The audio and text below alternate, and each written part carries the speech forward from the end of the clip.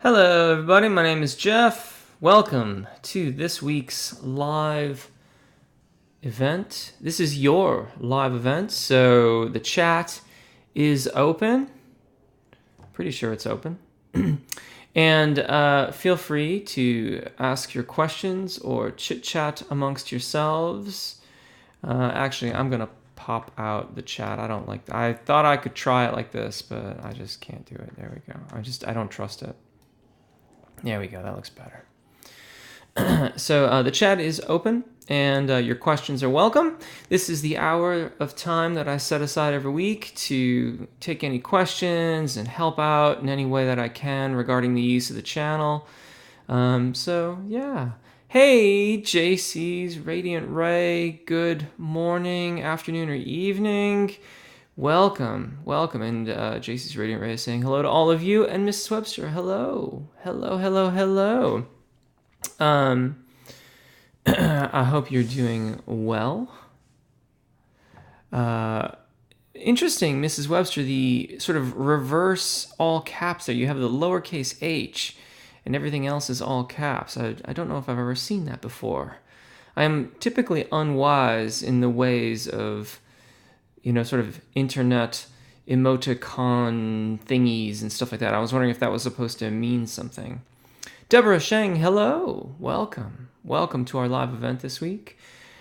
I feel like there was something I wanted to mention getting started, but I don't recall what it was. I was just reading a comment about the Harmony video that came out last week, and there's a new warm-up that just came out 2 minutes ago, so that's now available for you. I was just reading Mrs. Webster's comment there, talking about like sort of country music harmonization, which I'm gonna actually probably end up doing another video on that, which will be really, really fun.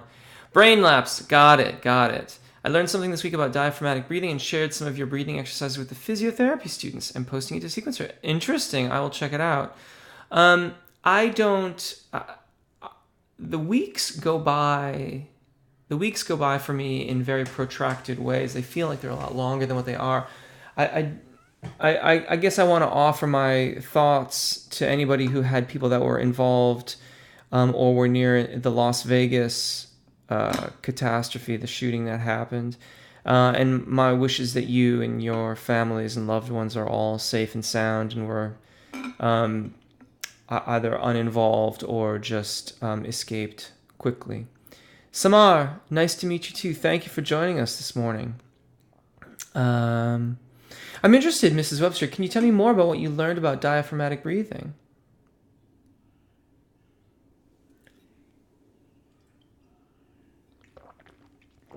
Deborah, I've been told most of my singing is from the throat and not on the breath.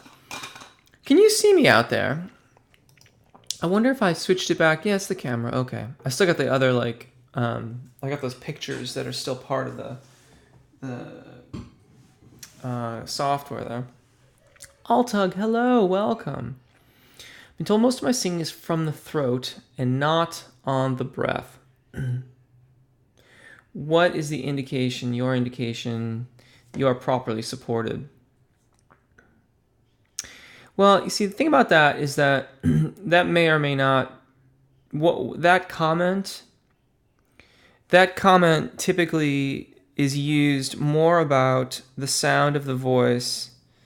It sounds silly to say this, but let's put it this way. It's more about the resonance of the voice than it is necessarily whether or not you are supported.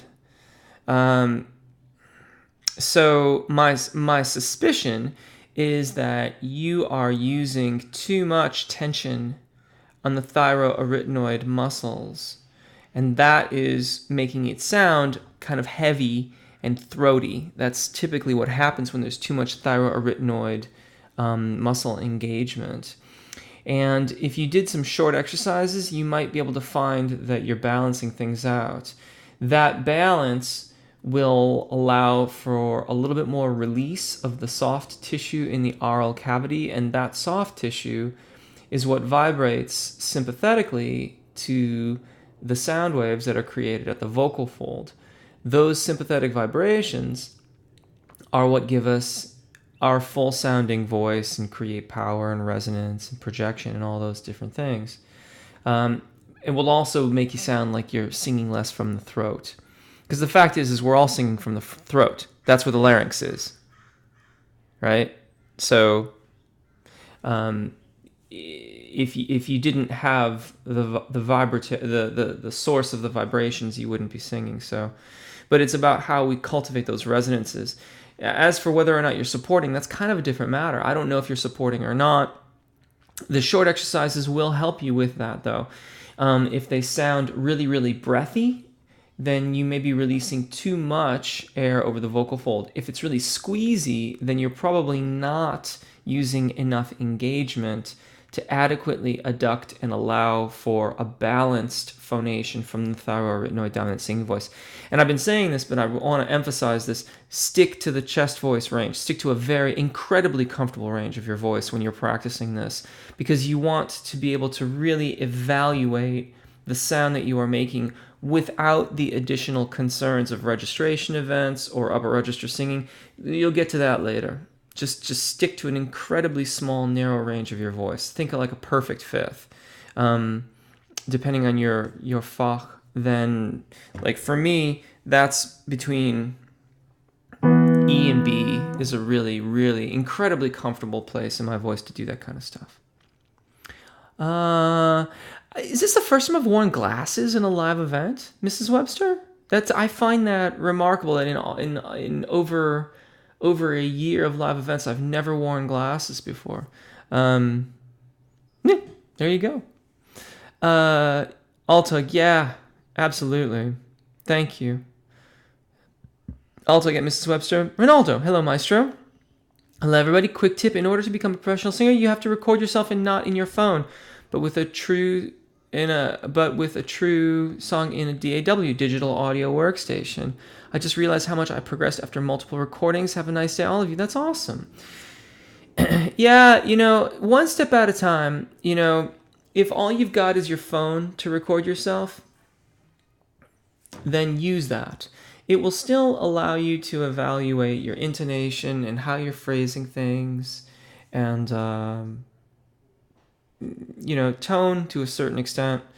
But at some point, yeah, moving on to, although quite frankly, there are several digital audio workstations that are available for the iOS operating system. I'm specifically thinking of like iPads and iPhones that you can use with iOS. I don't think Reaper is the DAW that I use, but I don't think that works with iOS. But there are some others, and that in conjunction with a nice microphone and maybe get a nice outboard DA digital converter, so digital to analog to digital to analog converter, and that will go a long way towards making your sound much more professional in the recorded format.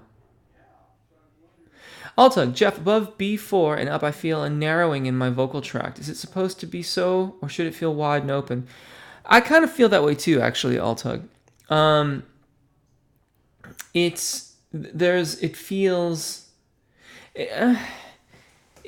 sort of have the sensation of two things occurring at once. There's a certain narrowing and focus of the sound source, but the space itself feels kind of open and wide. So it's as if there's a holding open of the expansion in the esophagus and in the oral cavity, but the actual locus of energy for the sound source is quite narrow. Does that sound similar? Does that ring a bell for you? Samar, I really want to know, that is exercise very necessary rather than I only sing songs to practice because I really get bored.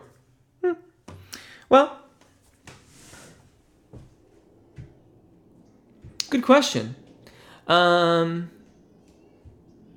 Is it necessary? Is it very necessary? I suppose it depends somewhat on how quickly you want to progress. The exercises are designed to help you be as successful as possible. And so what that means is that they're generally focused on a few different skill sets, each of the individual exercises, the warm-ups that are on the channel. They all have an idea in mind about what they're meant to do. And the exercises are put together in a way so that you, as the singer, have the greatest chance of being successful with the goal of the video. That means, in theory, that it will be a little bit easier for you to achieve that goal, and in so doing, integrate it into your vocal practice and ultimately your vocal performances. There's nothing to say that you might not arrive at that by singing songs, but from song to song to song, they'll have little consideration for what it takes to actually sing them. Much less if you're singing them as the original artist might have done them, then there's no consideration for your vocal fach, your range, your strengths and challenges. And so it can actually make it more difficult to progress as a vocalist. But that's still not to say that you won't get there eventually. It just might take a lot longer. So the exercises are about efficiently getting to as competent and professional an ability to sing as humanly possible. Yes, Michael Kitching. Morning. You back in the States? I am. We're in California. ThePirateBay.se. I think that's a nod to DAWs. Altug, what do you think about the Apogee mics for Apple devices? Very interesting question. Okay, so I have not I actually have used an Apogee 1 and heard it used as a microphone. The Apogee 1 was their that was like their initial offering, and those things sound amazing, honestly. I mean, I'm sort of speechless around the Apogee 1. Now, I haven't tried a new one. I haven't tried any of the new ones, and honestly, I don't even know if the new ones are still as comprehensive, because it's a microphone, it's a digital to analog, analog to digital converter, and it has a little bit more functionality in terms of monitoring. So usually they have like a headphone jack and a speaker output, things like that. I am, in fact, using an Apogee Duet for this live event. The piano, the microphone that you see here, I think you can see my microphone.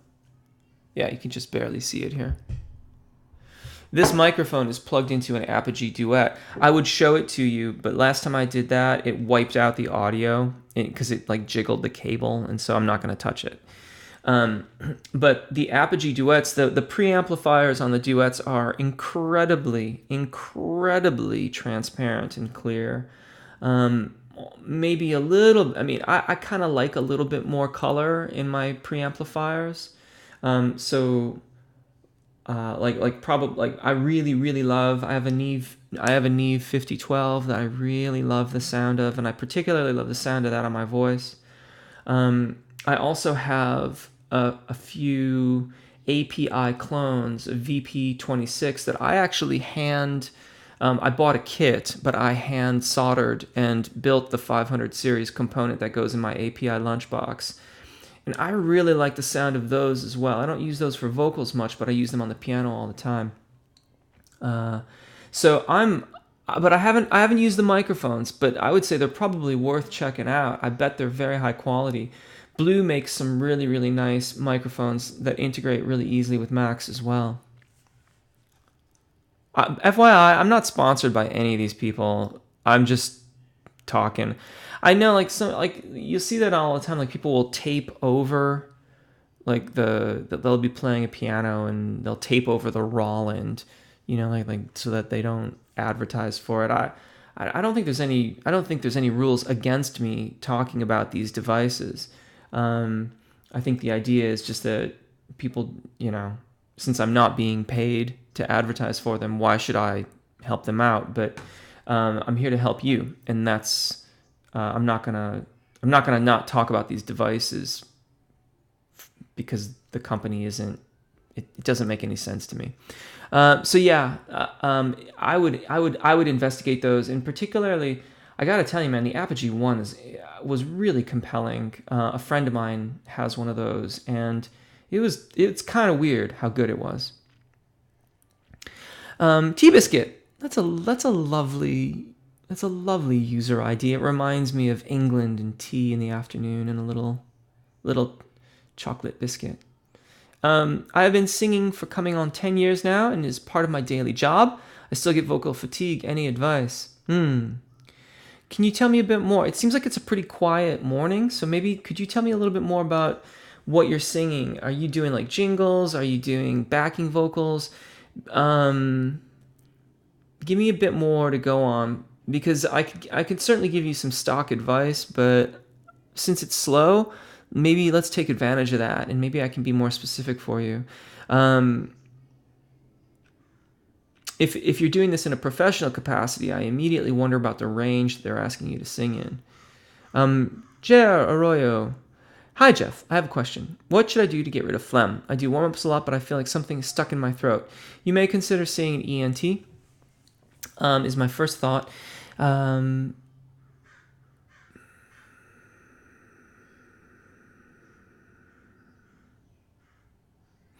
Being properly hydrated will help a lot with that. You may consider different food groups and things. Some foods will have more of an impact on your body's production of phlegm than others. If you use your voice in your work, or you sing like seriously a lot, then additional production of phlegm can be something that you will have to deal with. Speaking for myself, when I will regularly teach. I mean, I will regularly teach more than 4 to 6 hours of lessons a day. That may not sound like a lot, but for an instructor of voice or a singing instructor, that's actually quite a bit, and depending on the regularity of it, can be quite a bit more than is entirely advantageous. And so I know that on a day that I've taught 6 hours of lessons, the next day I'm gonna be a bit phlegmier, and so I have to monitor how I'm using my voice in the lessons for that day, but I also have to know that the following day I'm probably going to be a little bit phlegmier than I would normally be. But yeah, I would investigate some of those things. I would see your doctor if possible to see if there's not some kind of weird, like if you've got an allergy thing happening, or see, because the thing like the stuck in your throat thing kind of makes me think left, which is my way of saying a little bit different. It also makes me wonder about your registration event technique. And if you're new to registration event technique, you can go through a period where I actually, maybe this isn't for everybody, but for me it was. When I was learning registration event technique, I went through a period whereas I presume as the musculature was developing, I felt like I had to always swallow. Like there was something I couldn't quite swallow. And no amount of water or gargling or any of that stuff would do anything for it. And I went to the doctor and everything's fine and stuff like that, but you should still see your doctor. And it was just, and after a while it just stopped happening and it was gone. Wovian, those are cool emoticons. I don't know what they mean, but I like them. I see the female symbol, that's cool. And it looks like the character has a hand in the air, which is kind of cool too. Alta, yes, the sound source feels tiny but very focused. This is nothing like the E4 to B flat 4 area of my voice where it feels wider and more released. Yeah, I agree. That's entirely consistent with my own experience in that range of my voice.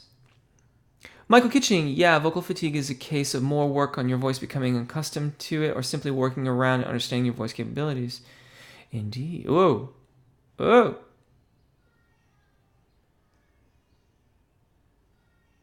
I did not realize there were that many comments or questions. Jericho Bell, very true. Altug, Jeff, exercise are okay, but don't you think it is important to take problematic phrases of songs and practicing them up and down as an exercise? Yes. Yeah, I do that all the time. Yes, but if that's in relationship to the person who was asking a question about, do you have to sing exercises at all? They're two different questions. And yeah, I mean, we have to break down our songs and the problem areas. That's absolutely how we work on them. Jake, 3048, do you have any tips or home remedies dealing with mucus on the vocal cords? Sometimes I'm singing high in my mixed voice, I can hear a rattling caused by the mucus in my throat. Generally speaking, good hydration is what will eventually clear that up. I mean, you could try like the incredibly thin honey lemon ginger brew, which is really nice. I might start with that.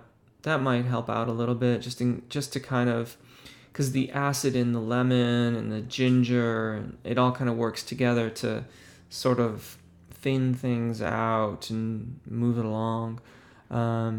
Maybe try that. Jennifer Montes, good morning. Good morning to you. Stryker, good day. Mandy Cummins, hello. Mrs. Webster, at Jeff Rolka. Sometimes we make you explain the same things again and again. How I love that you use different ways to explain things. I learn a little bit more each repetition. Thank you. Thank you very much. You're on a job.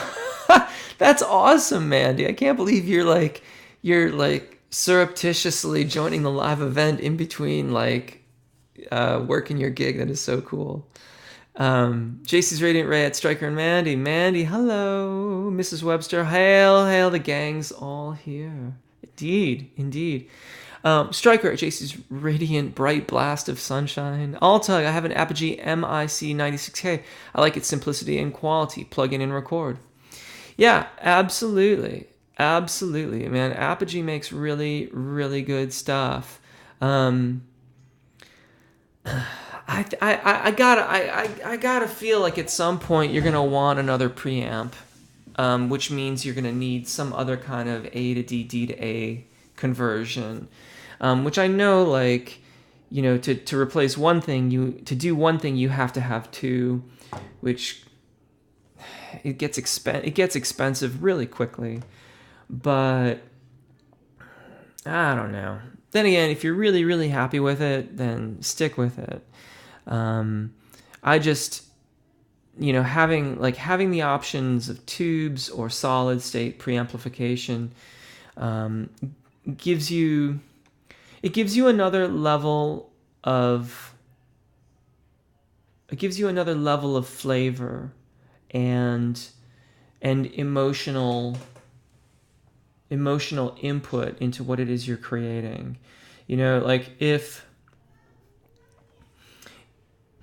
If you were recording a ballad and it was a really somber ballad, then you might want to consider having only certain elements of that ballad be used with, for example, like if you had a Millennium Media preamplifier. I can't remember the models right now, but Millennium Media is known for its incredible transparency. And that transparency manifests itself in our recordings as a clarity and a brightness in the element that you're recording it with. So if you did like the vocal and maybe the acoustic guitars with that, those, because of that brightness, would pop out of the mix to a certain degree. While if you recorded all the other elements of your recording with, I don't know,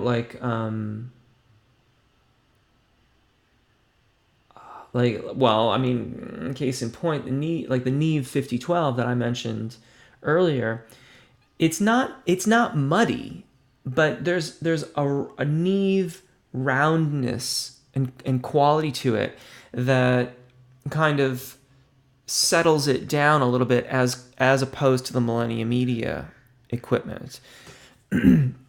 So, these are the colors and things like that, but it's fine. It's fine. I'm running down the rabbit hole of audio equipment. At Mrs. Webster, at Striker Mania. Kelvin. Hi, Jeff. I have a problem. When I sing alone without beat, I can control my voice to get resonance. However, when I sing with beat, like karaoke, there's no resonance and my voice sounds worse. I wonder if you're singing with karaoke at home. If you're singing at home, try turning it down. If you're singing at a karaoke bar, unfortunately, you might not be able to do that, but you might try wearing earplugs. It sounds to me like you're trying to force your voice, like you're trying to be heard over the volume of the karaoke. And when we do that, the resonance goes because we're even a small amount of force and strain will kill that resonance. It's the first thing to go. It's like the keyboard player in your band. They're the last one to get hired and the first one to get fired. So that is that I suspect that is quite likely the case. Try singing at home and see what you get. Mandy at Altug Striker and JC. Altug, how do you think the sound of the guitar sound affects vocals? For my voice, I found that deeper, more bass guitar sounds sound better with my voice. What is your experience?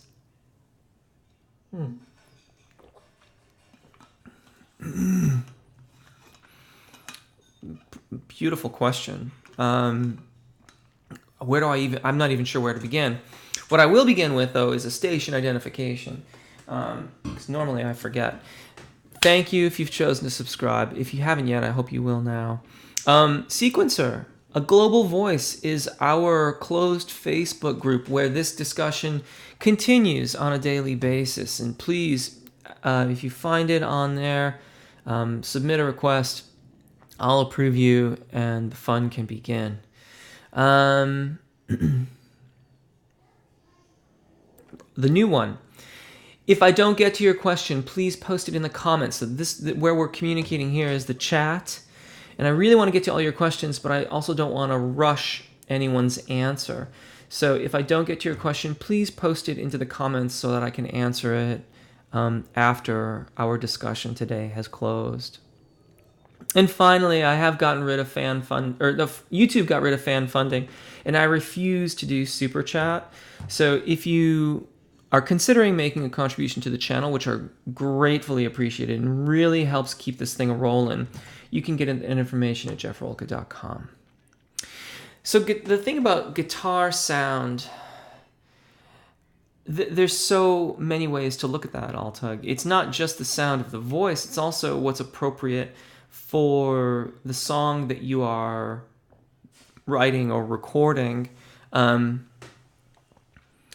furthermore, it also depends a lot on whatever else it is that you have going on in the rest of the tune.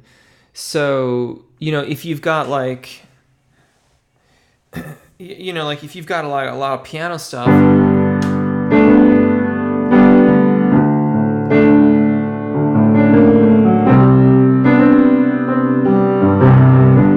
if all of that's happening in right that range, putting a guitar there, it might make it muddy. It might be okay. Again, it depends on the song. The way that I think about this is what serves the song. Whatever serves the song is what I'm going to do in order to make it work as well as possible. I don't think that there are necessarily any absolute answers to that, as I'm sure you probably imagined. And it also depends too on how you're playing the guitar. Like I have two acoustic guitars. I have a Martin 0007 and I have a Gibson Hummingbird. If I'm playing a strummy tune, then I'm going to use the Hummingbird. because that's pretty much what that guitar does, as good as can possibly be done with a guitar. Obviously, that's a subjective statement. Some people are going to say, like, the Martin, dreadnought size are better than the Gibson and vice versa. And some people are going to like the Taylors.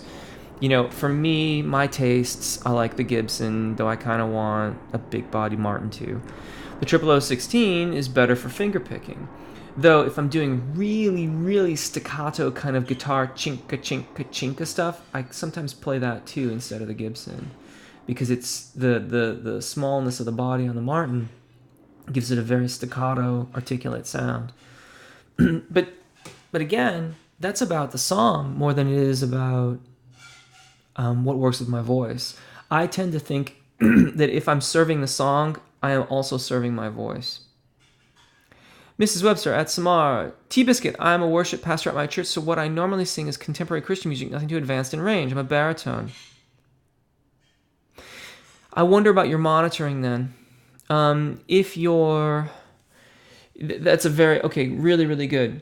So, first of all, a lot of contemporary Christian music will regularly ascend to around D4. So this is the D natural that's right above middle C. If you're a baritone, that's right up against your secondo passaggio. And if you're not allowing for a certain amount of vowel modification and you're not following good engagement, so having good airflow, good subglottic pressure, then you will be invoking more thyroarytenoid dominance than is entirely ideal at the tops of those phrases. If you are, I presume that you're using amplification. If the monitoring isn't very, very good, then it's entirely likely that you are pushing. The pushing will do a lot to fatigue your voice, particularly if it's really, really loud. If you have a high stage volume, even if the monitors are good, you can still end up pushing quite a lot. If you're using amplification, I would work to get your stage volume down, and I would check out your monitors. I would also carefully evaluate the range of the songs. If they're ascending above middle C, then you need to be making sure that you have really, really good engagement and airflow so that the vocal fold can work in an optimized fashion. Jason's Ray at Jeff Rolka, are you okay? Yes, I am okay. I don't know what happened. I've had a stomach bug that started on Thursday, and I'm just on the far side of it. So I've been a little bit sick, not like horribly sick, but right now I'm feeling a little bit queasy. So my stomach is just a little bit feeling weird is all. German. I started studying vocal technique 2 months ago, and I would like to know your advice to improve or just get a higher vocal range in chest voice. Is it possible? Well, that kind of depends. 2 months is not a terribly long time. If you want to sing higher, then I would advise you to focus entirely on your chest voice, your thyroarytenoid dominant singing voice. And I would advise you to not attempt to go above the secondo passaggio until the vowels are coming into alignment in the thyroarytenoid dominant area of your voice, your chest voice. Yes, I know your question's about singing higher, so I'm telling you to sing lower. The fact is that you could, if you try to go too high too quickly, you'll get there eventually, but you'll probably spend twice as much time doing it. If you want to get there fast, focus on your chest voice right now. Your question says, get a higher vocal range in chest voice. There's a certain range that we can use our chest voices, and we can belt a little bit up to and perhaps a little bit over the secondo passaggio.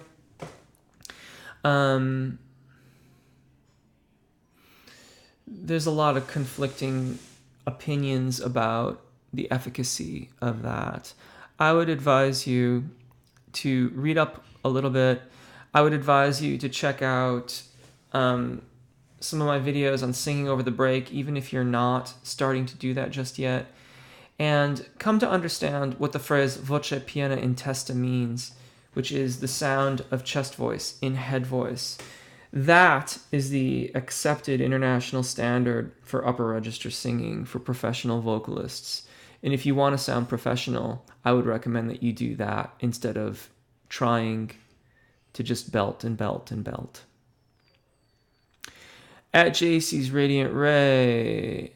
Hello from Brazil. Mrs. Webster, hey guys, went and got some tea. Who wants to sit and have tea together? I would love a cup of tea. That would be nice.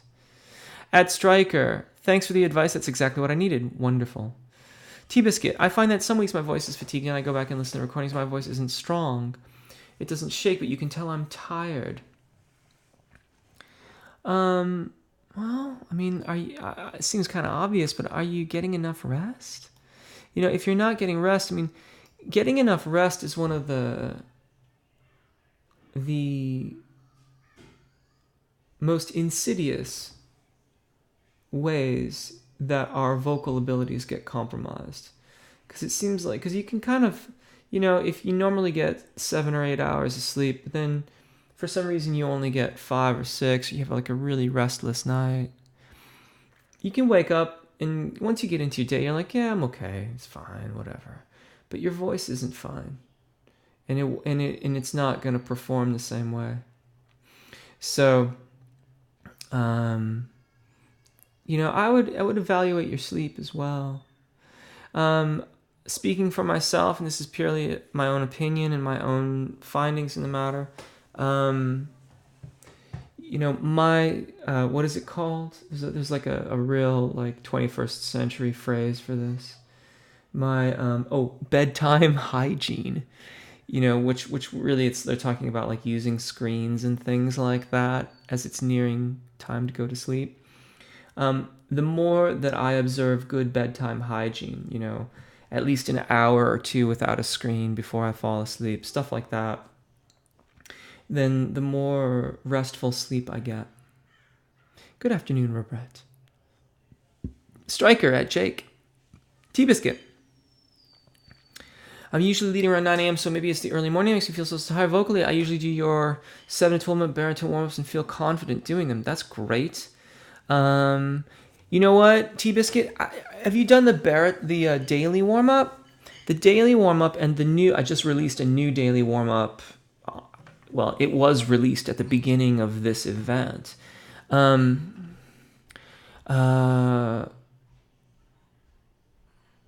You know, the daily warm-up, the old daily warm-up has an airflow engagement exercise at the very beginning of it. And if I remember correctly, live event 17 has the full airflow exercise that I'm talking about.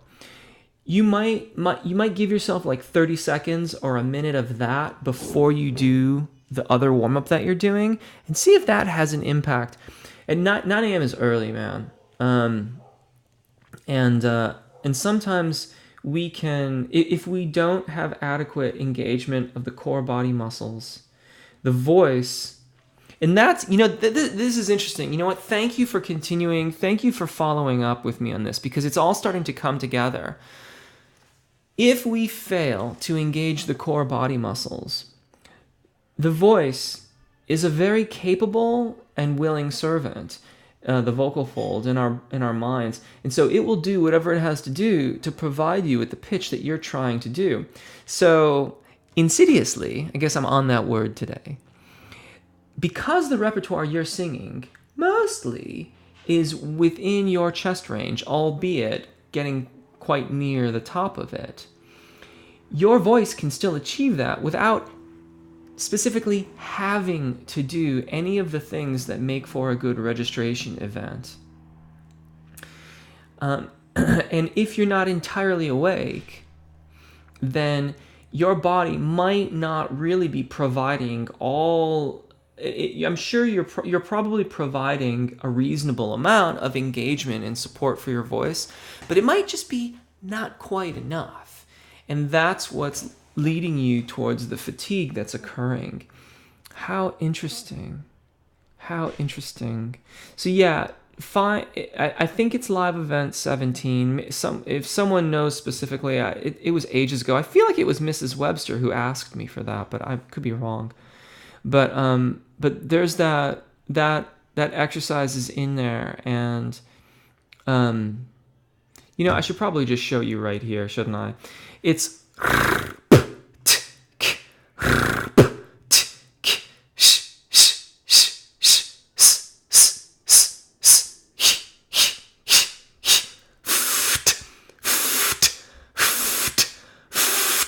and you can repeat that. I usually do like 2 or 3 reps on that, and like you breathe as much as you want. I breathe basically in between every syllable that I articulate, and man, it will get you going. It will absolutely get you going. Credit to Megan Dibble for that one. She's a brilliant vocal instructor at the San Francisco Conservatory. Was my teacher for many years, and is now an associate. I feel incredibly grateful and happy to be affiliated with. Joey Liu. I sing in an ensemble, only one voice per part, with 6 instruments. I struggle to get volume or resonance. What can I do to improve? Check out the mask resonance video. You probably need a bit more ping in your sound, and that's going to help you cut through. Greg at Jeff, what do you think of living in SF? How does it compare to LA or other California cities? Greg, honestly, I don't know, because one, I've never actually lived in SF. I live in Alameda, and before that I lived in Oakland. I've never actually lived in SF. I did have an office in SF for a number of years, and I worked at a recording studio in SF for a long time actually, and I've never lived in LA or anywhere else in California. But I will say this. It's, if you've seen, I don't know if you've seen the South Park where Cartman dons like a diving suit because of the smug in San Francisco. That's kind of the whole Bay Area. It's not just San Francisco, and that is an element that can be very challenging and sort of tiresome to deal with. There can be a lot of holier than thou attitude that kind of goes around, but the people here are really, really good, and I think that they're very forward thinking. I think that sometimes there can be a rush to the judgmental, to being judgmental, which I find challenging, and I find quite the opposite of the open-mindedness that this area is supposed to be a proponent of. But it's a good place. There's a lot of good people. I think that in recent years, the income disparity has made it more challenging and a little bit sadder to be here. It's not as kind of hippy-dippy, kind of open-ended, let's be weird sort of a thing, though that certainly still exists. It's just that when it costs so much to live here, those elements tend to be the first to go because they just get priced out of the market.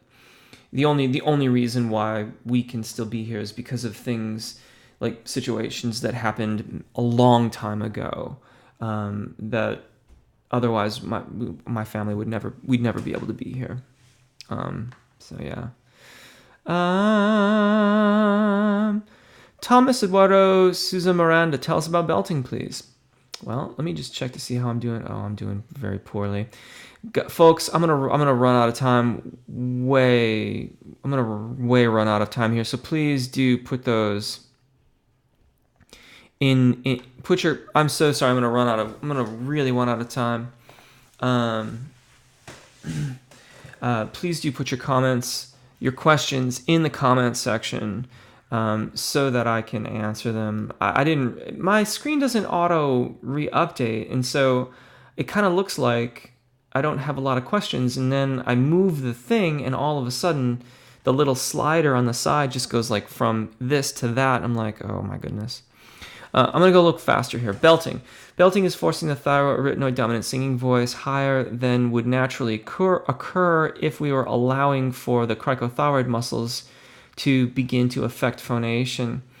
There's a lot of differing opinions on belting and the efficacy of it. I'm of the opinion that if you use it as one of your techniques, if you can call it that, as opposed to your only technique, then you're probably okay. In addition, staying within a major second of your secondo passaggio. Mandy at T-Biscuit. David Walsh. Hey, Mr. Rolka, 2 questions. How loud do you do the warm-ups? Head voice easier when louder, but DOJ, Department of Justice. The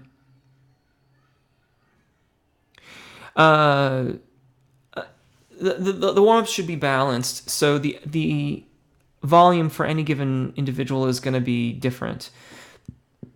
Head voice is easier when louder. I want to flip that.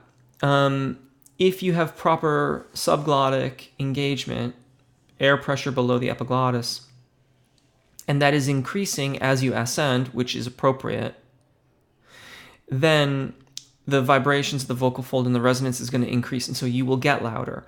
Volume is the natural result of a well-aligned system. So the volume increase as you ascend over the secondo passaggio is totally natural and to be encouraged but not forced. How loud do I do the warm-up? Well, I think you meaning like second person plural you, not like me specifically, I assume. It's going to be different for all of us, and also depends where you are in your range.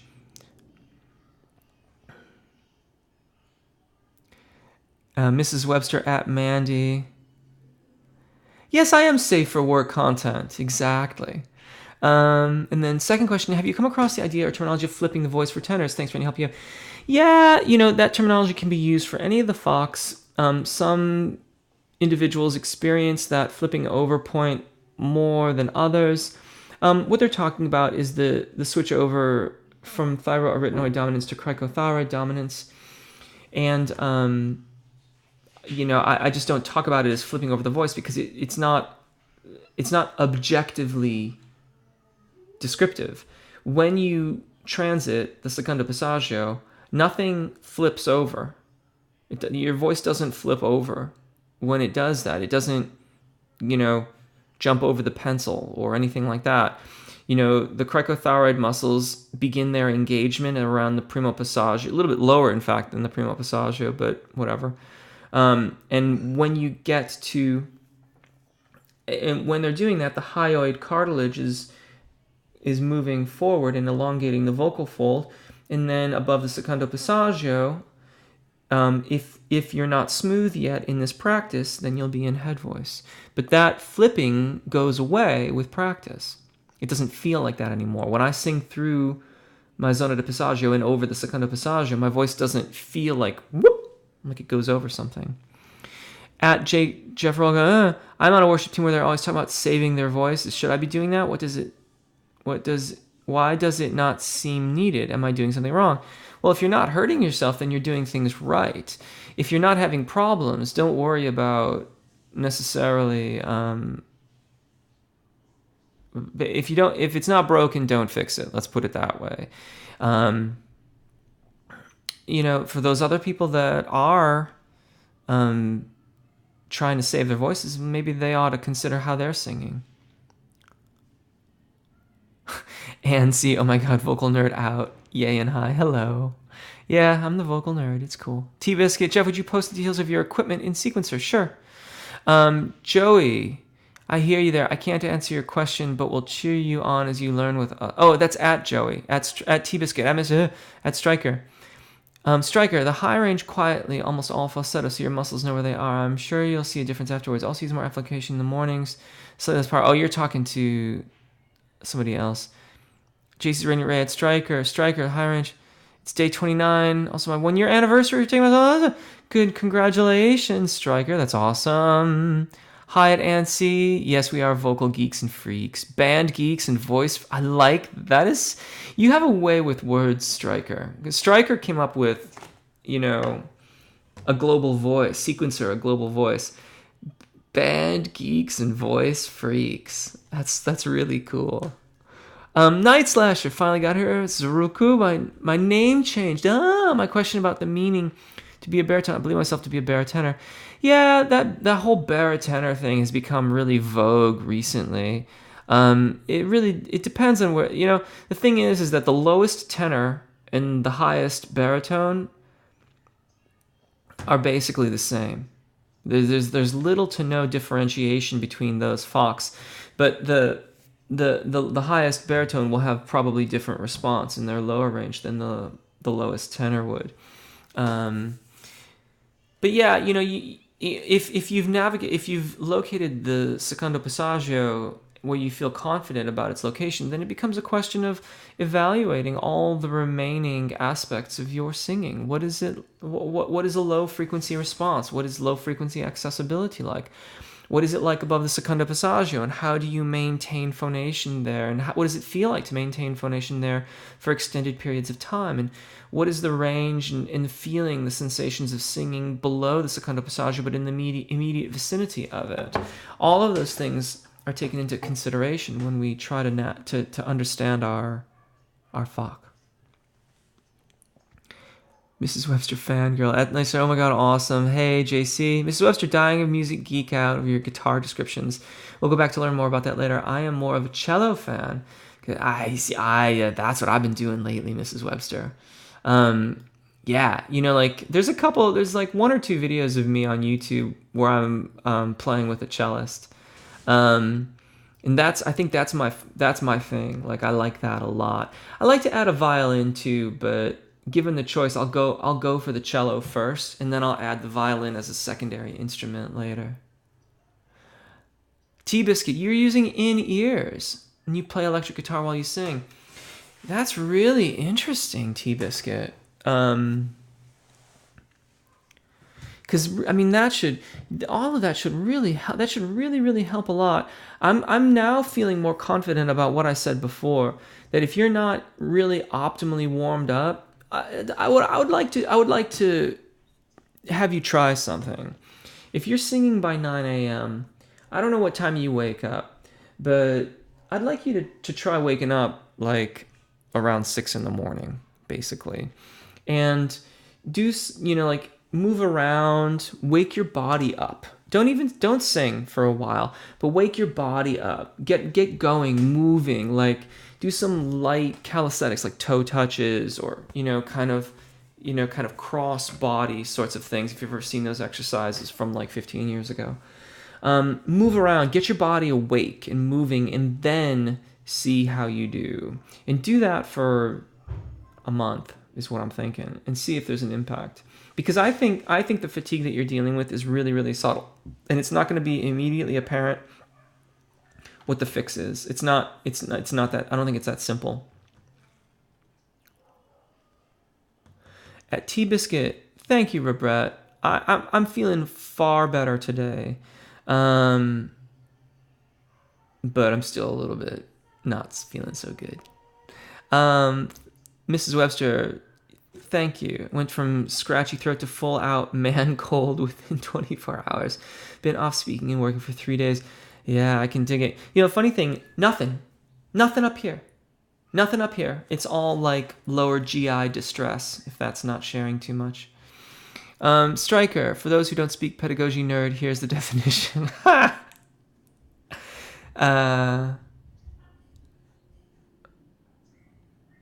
That's right. I love it. Kelvin, do you have any exercise to increase the resonance and volume for a baritone? My voice range is G2 to G4. I can try to reach C5, but terrible sound. My singing volume is quite low.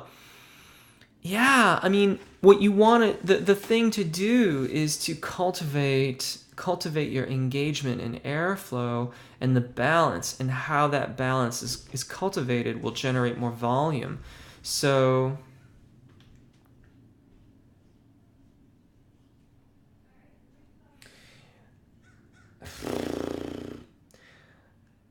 The diaphragmatic warm-up is the video that I want to suggest to you. However, that I only did that video as a male and female video.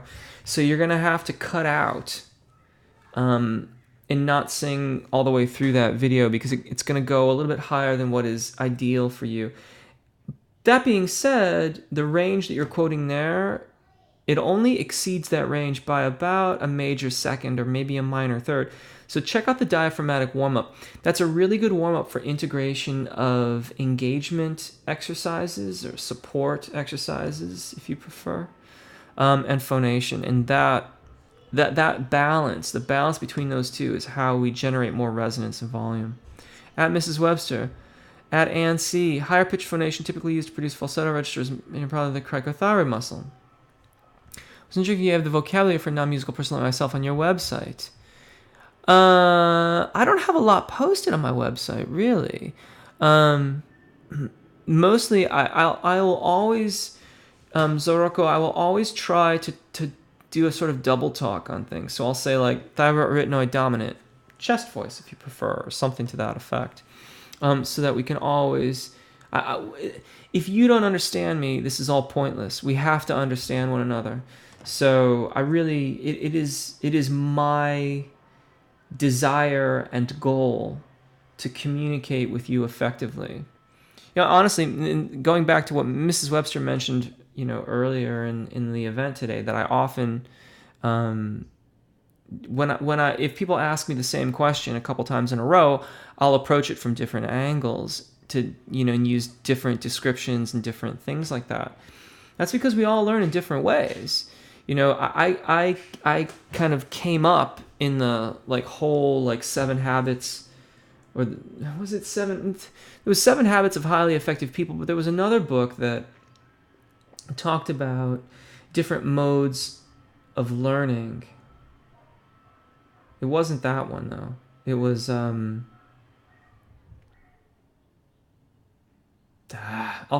probably think of it just as soon as the live event ends.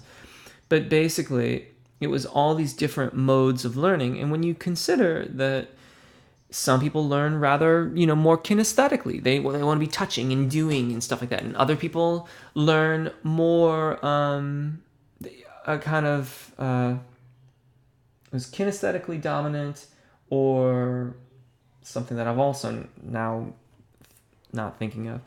But we all learn in different ways. And so the different modes of expression, your different experiences, your being second person plural, the different experiences you have, the different understandings you have, the different ways of thinking about things, all of those things, we have to try to account for them so that we can come to an understanding and use our voices better.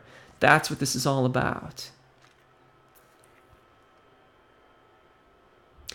Bishy J, 4-octave range, maintain it for a lifetime. Probably. I don't know. If that's what you want, then you could certainly go for it. You're not going to get it by not doing it, is one thing. Looking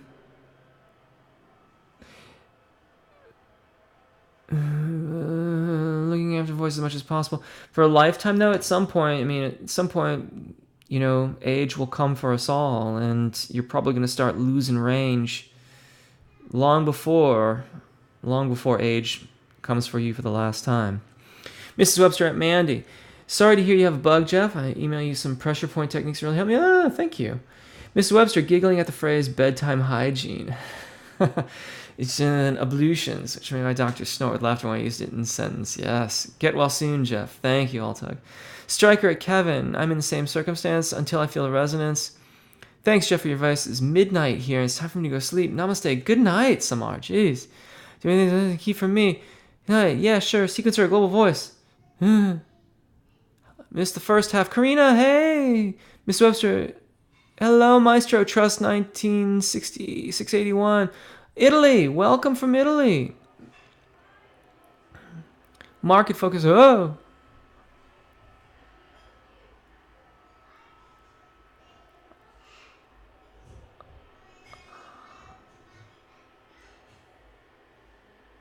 Thank you, Karina. Yeah, watch it on the flip side. Good to see you. Seen that one, Percy Jackson. Hello, buonasera.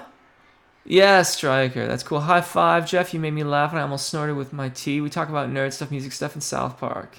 Exactly. Percy, problems of holes in my... Oh, it's disappeared. Wonderful. That's good news. Wave coming music. How many days a week does one need to do their vocal exercises to sing at an elite level? Days off should not sing at all. Just breathing exercise on those days.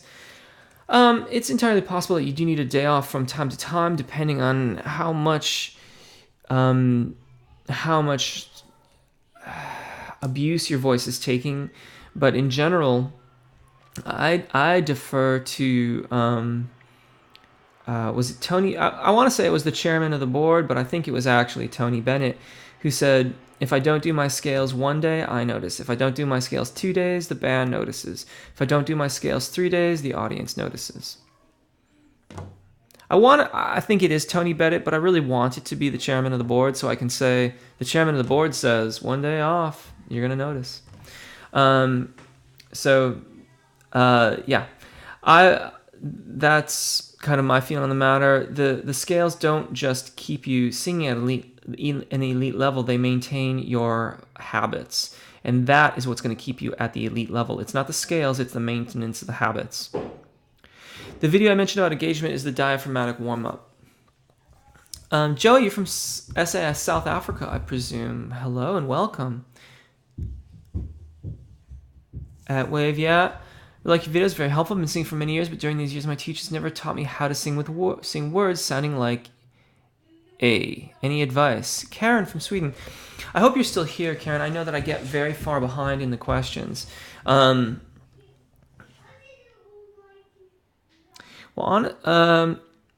vowel figures prominently in so many of the videos. It depends a bit on what the consonants are before that vowel. Unfortunately, I'm not going to be able to get to that today. I'm already running over. But what I can say is,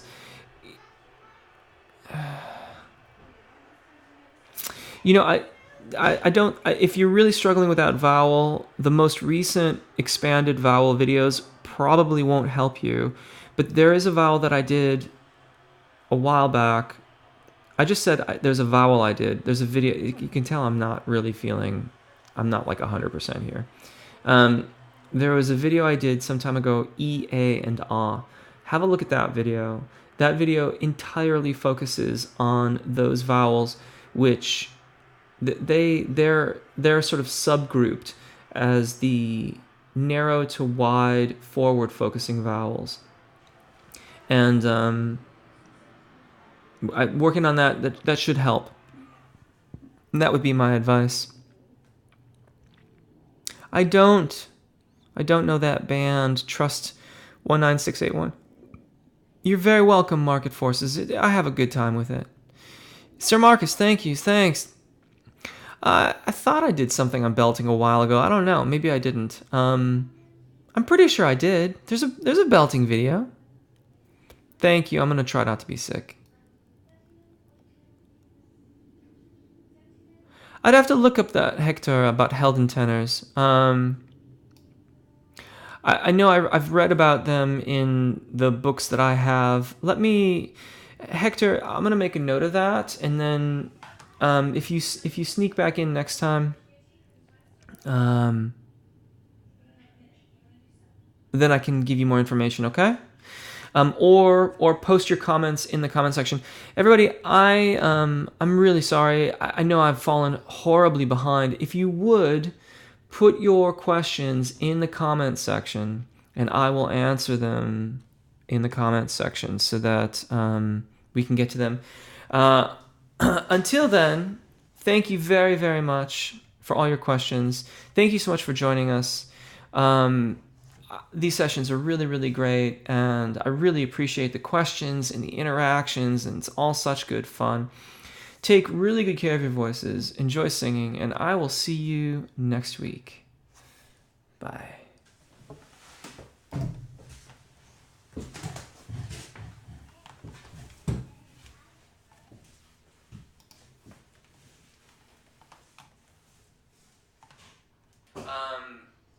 These sessions are are really, really great, and I really appreciate the questions and the interactions, and it's all such good fun.